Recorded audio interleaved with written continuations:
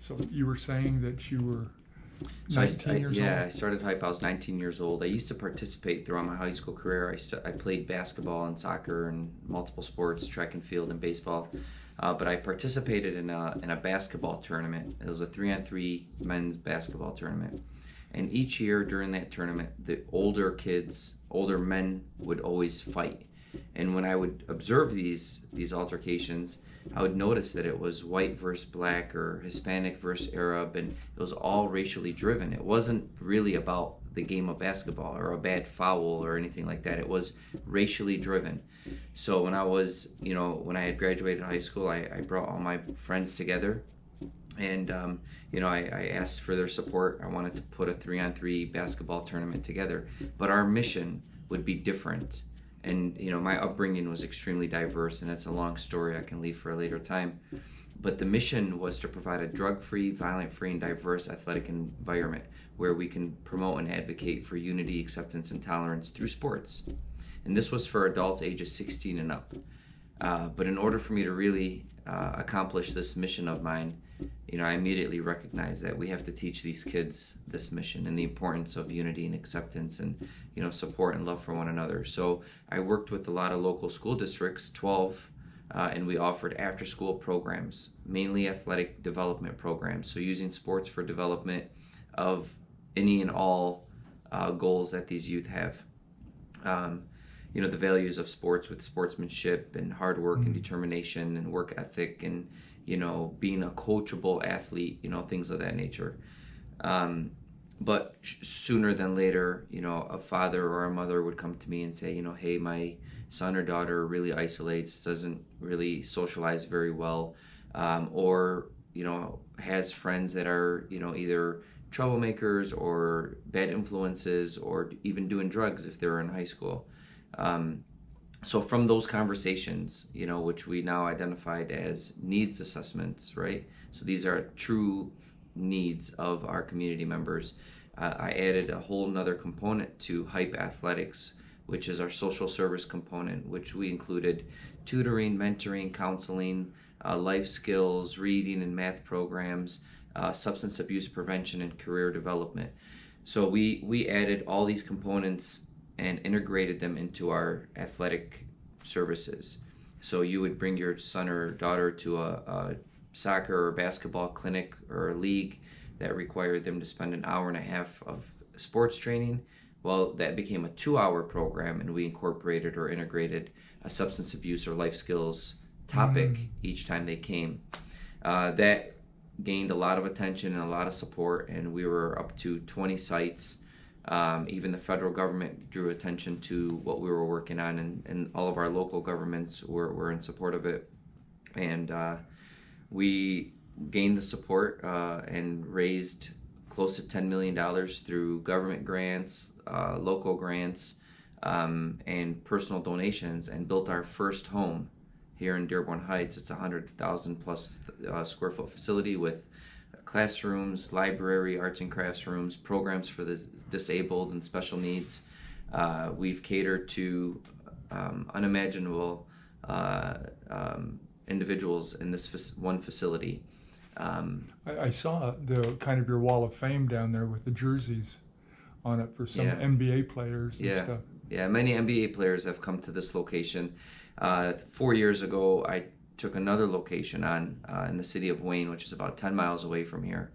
And that Wayne historically is a low to moderate income community. It borders part of Westland, Romulus, and Inkster, which are also low to moderate income communities.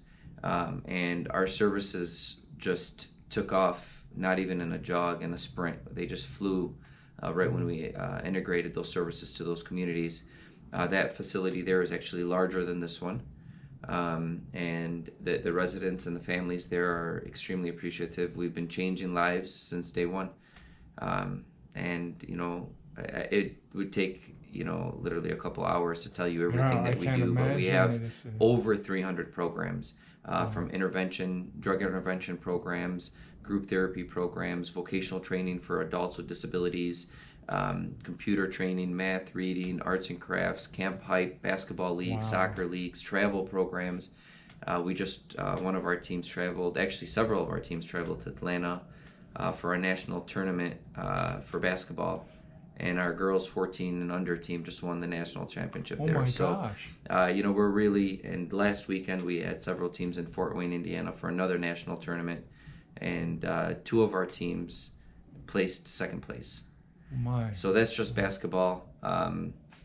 Which is just one of your components. It's just one of our 300 plus programs. We have a partner or parish philosophy, so we also work with local nonprofits as well that share a similar mission and specialize in things that we don't do. So we've partnered with Project Dignity, we've partnered with Books for Benefit, and they're housed out of these facilities, and they provide services to their own constituents. And we are either represent on the board, provide financial support, or even space. So we have close to 20,000 books in the back of our building for Books for Benefit, where they provide these books to lower income communities and they provide them to their schools. So it's a great model. And it's replicable. Yeah, we launched this is why I told you it's going to take a couple hours, but I've been consulting for our government, and they send delegations to HYPE to learn about what we do, how we do it, and most importantly, why, right? The why has to be the motivator. We just launched a HYPE model in St. Lucia. It's an island in the Caribbean. Yeah, Caribbean. So I just spent 10 days there. It was really nice. But I got to meet the people and the Prime Minister and the Commerce Director or ministers and of Education, Commerce, Investment, Tourism, and they are absolutely in love with HYPE. We are launching officially in September with our after-school initiatives there. Had a chance to visit probably a dozen or so schools and talk to their kids and administrators, and there's a whole team there. They'll be, it'll be ran independent of this facility or this organization in the States. They have their own governing body and their own board, but it's all based on our model. Our policies and procedures have been shared with them, so it's pretty cool. We're hoping to expand, and the way we phrase HYPE is it's a cure for communities. Every kid loves sports. Every kid loves to play. If they don't like basketball or soccer or volleyball, we have really cool arts and crafts programs. We have a summer program for Camp HYPE. We have STEAM for science, technology, engineering, arts, and math. So there's so many different variations of programs and services that we offer. It's pretty cool. It is cool. I'm going to ask you how's this changed you?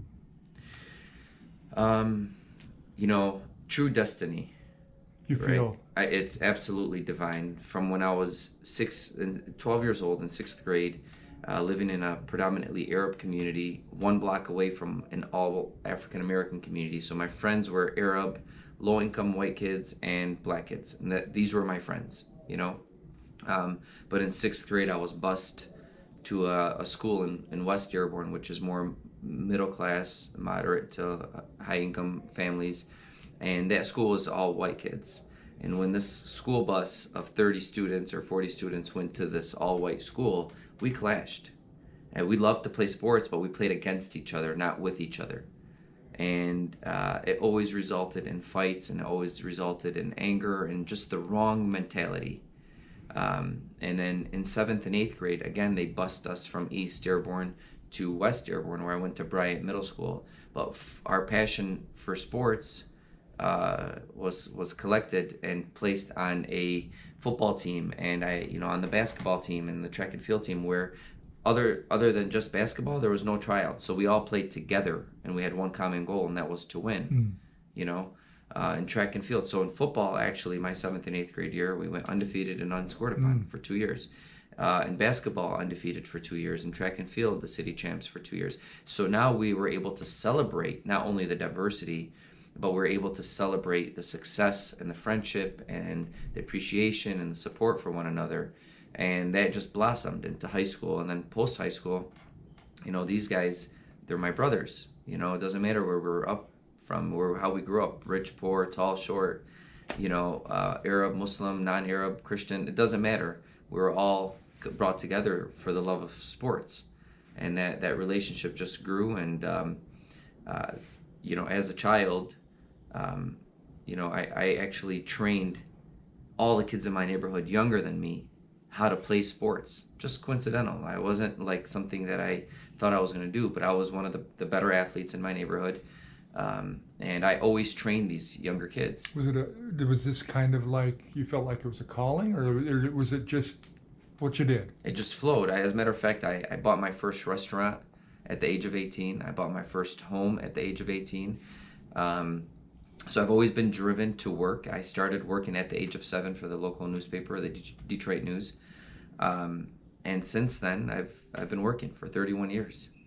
I'm about time to retire, actually. It would be cool. Can't afford it, though, but I would love to. Oh, the world can't afford it. Yeah, the world They need can't, a few more of you around. Yeah. Do you have somebody, you've got people that you've trained, obviously? Absolutely. When we look for qualified individuals, it's not just their academic, accomplishments or, even work experience. It's motivation, reliability, dependability. Are they willing? Are they motivated to serve? Can the community count on them to provide their knowledge and expertise to make our community safer, better, and improve the quality of life for individuals? That's what HYPE is about. That's what our people, our staff are about. So we have close to 400 employees, coaches, staff, administrators, daycare workers, so from the top to the bottom in both facilities. We have close to 400 employees. It's amazing. Have you ever heard of Ibu Patel out of Chicago? He did a thing with intercultural people. They go out and do service projects, and they'd go back and have lunch together and talk about it. It was I have not heard of him, no. But there's beautiful people. That's what I'm saying. Is there really is. All kinds of. Just a needle in the haystack. Yeah. Well, yeah. That's all we are. But you're one of the hot needles. You can see me. Burn the whole haystack down if you need. No. You make your impression. If you were to talk to people that were younger, you do talk to people. You talk to them every day. Every day, yeah. What advice do you give, like adolescents and people that are just starting out? Is there some things? If you could go back to you when you were 13 or 14, is there anything you would tell yourself? It sounds like you've just kind of got in the path, and the path has just carried you. Every child has a different approach or requires a different approach. Every child, like us adults, have different issues going through our minds, and different issues going through the home, and different issues with certain friends that we have.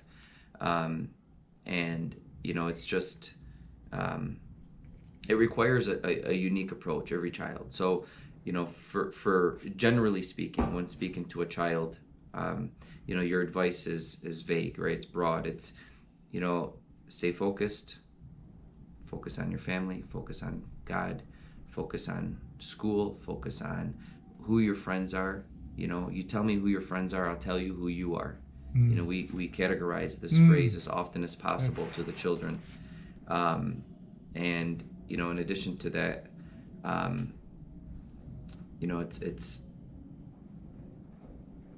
it's so broad because I talk to kids and use sports as the example for how to succeed in life. It's a metaphor. It's a metaphor. So if you're at practice and you're only going 50% on a layup drill or on a soccer shot, and you're just kind of like, let me just make this layup.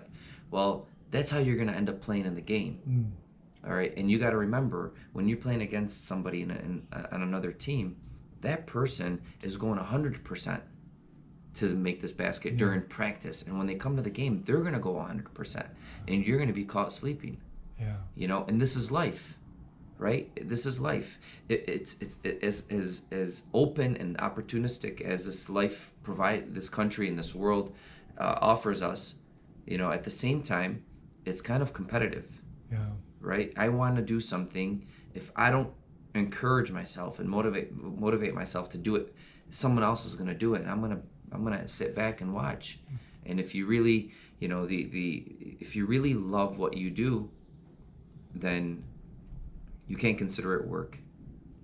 This isn't work for me personally. I'm so lucky, and honestly, I'm so lucky that this is my career, because and God has answered my call on this request, and I tell people this all the time. This is a religious-based organization, but we have to be righteous in what we do. We welcome Muslims, Christians, Hindus, Jews, whoever they are, whatever their beliefs are, even if they don't believe, we welcome you. But when you learn of our behaviors and you learn of how we treat people, that came from a foundation and a belief. That's my question then. How much is your religion? I'm assuming you're Muslim? I am Muslim. And how much does that play into your vision of?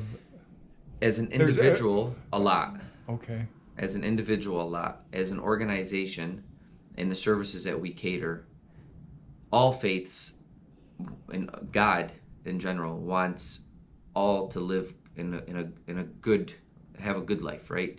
God is good, so we want to greatest.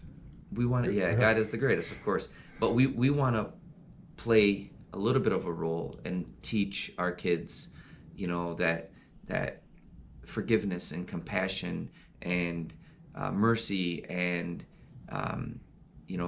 knowledge and all of these attributes that our gods have, right? Our one God has, right? We are asking to be maybe 1/1,000,000th of a percentage of what He's offered us, and He's put those attributes in us, right? God has put those attributes in us. So although we can't come out direct and say that and apply, the terms of God, but they can see that.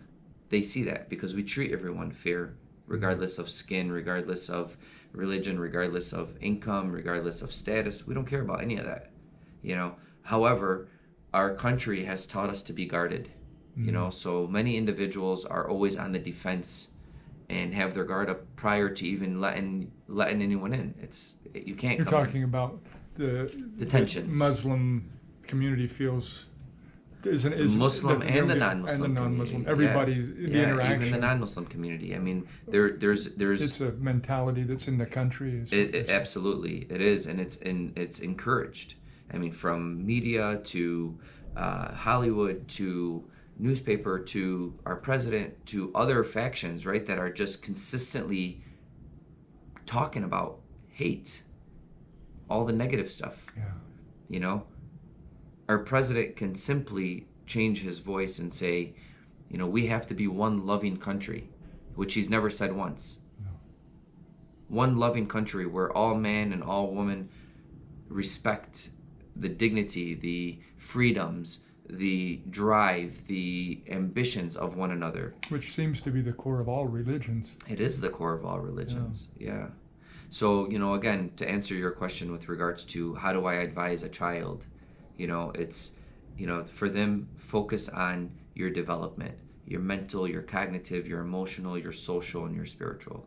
Focus on that as a child, so keep your mind good, keep your body good, keep your, work your brain out, read, study, learn if you have to learn, go to another country to learn. It doesn't matter, just learn, gather as much content as you can about life. And then, choose your right friends and have your belief. And then I heard one more thing. Is that as you practice, you will perform. Is I heard that. Yeah, as of well course. in there. Yeah, of course. So practice hard. Practice really hard. Okay. Is there anything else that's come to mind? I think we've answered the 3 dream questions. Have we? I think we have. The one might be, what do you have dreams for the future? Is there something out there? We've done them out of order, but I just wanted, this is an organic interview for me. Okay. I hope I didn't go not at all. I'm gonna have probably 2 or 3 things because it's hard to have more than 10 minutes. I understand. At a time, but I'm gonna probably have 2 or 3 episodes. Advice. Is it? Yeah. No. The first question is what's your vision for the future for you or your family or for the community or for the world or your programs or. I have 4 daughters, and I would love to leave a world that's safer, that offers equal opportunities. I would love to see a world where the quality of life is appreciated, and all are working towards the improvement of. I would love to see our model replicated, whether it's a hype or whether it's a whatever the name is, but our model is a cure. It attracts thousands and thousands and thousands of youth and families and seniors alike to this model. Cure for community. A cure for communities. Yeah. And you remember dreams when you were a kid, younger, very young, like when you were 6 or 7 or 8? Did you have? I always wanted to be a neurosurgeon. Neurosurgeon. Yeah. Really? Yeah. And when did that come up? When did you hear about neurosurgery? I'll never forget. I was watching a infomercial on TV, and my mother was sitting next to me, and the infomercial was promoting a university, which I don't remember what university it was, and it was mentioning all the different fields that it offered. And I seen neurosurgery, and when I asked my mother about it, and she said this is the most complicated division of treatment and medicine that you can study, because it's the brain and technology isn't where it is. And it's like, I want to be that. I want to help in that. That's awesome, to study the brain, to study how things move within it and how we think and how we react and how we feel. I would love to do that. Unfortunately, sports took over.